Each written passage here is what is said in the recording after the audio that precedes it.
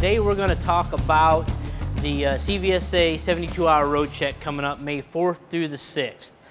We all know every year we go through the road check, but this year we want to just take a few minutes and talk about what they're going to focus on this year.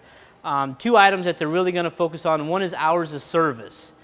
Hours of service, you know, with the electronic logs, we see about 50% of our violations realistically because we don't have the right stuff.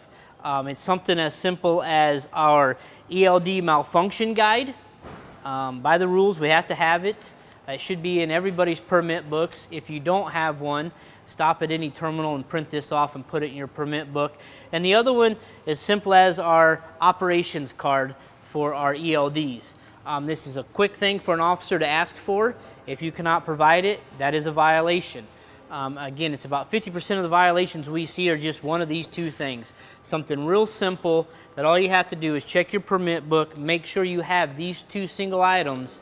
If you don't, stop at a terminal and get them from a fleet manager. The shop may have them, but just make sure you have these. You should have these anyway, but we've given you about a 30-day warning here before the May 4th, 6th, 72 hours. So I'd like to challenge each one of you to not get any hours of service violations, but particularly something so simple as just having one of these two required cards. Another thing with our hours of service that I know the officers are really going to emphasize on is certification of logs. You know, you drivers got to certify your daily logs.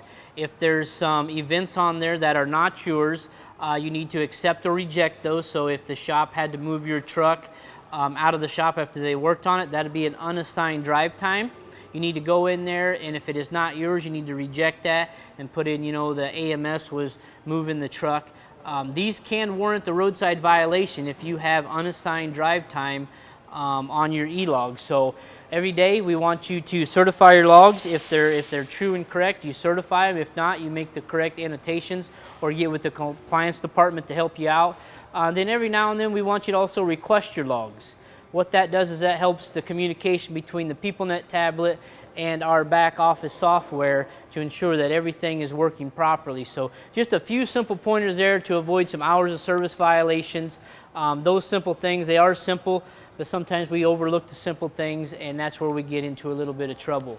The next one is one of my most favorite things, which I've been talking about these last few safety talks, is vehicle maintenance.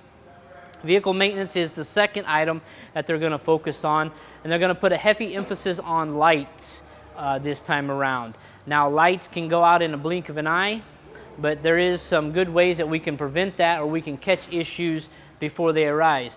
One is always that proper pre-trip and post-trip. Man, those are key to each and every one of your daily success, is making sure you're spending the appropriate amount of time on that pre-trip and post-trip inspection. When you change a duty status, let's get out and do a walk around. Flatbed drivers, the open deck drivers, you know, within the first 50 miles of your load, you've got to do a securement check. That's a great time to check everything. Every 3 hours or 150 miles, whichever one comes first, is when you got to do it again. And then also any additional duty status check. You know, dry van and temp control, anytime you get out to get fuel, to take a break, your half-hour break, or maybe run in and get some coffee or some refreshments. Walk around that truck and trailer and give it the time that it deserves to really catch these violations. If you find one, fill out your DVIR, submit that. Road service will work with you to get you to a repair shop or send somebody roadside to get that violation fixed. We want everybody to get it fixed properly and get it fixed soon so we can get you back out on the road and get you productive. But those are the big things this week. Kind of some statistics for you. Lights in 2020 was 12% of the violations in 2020 was lights. If I can help you out, check your pigtails. Look for signs of corrosion. Signs of corrosion means that the light could go out. Open up your receptacles on the trailers. If you see the prongs that are pushed together, they may not be making the right connection. If you take a small screwdriver and you can just spread those out to get that connection. But again, it's just taking the time and really looking over all your required items. There's 37 points that the officers are going to check. Our standard pre-trip is 15 points.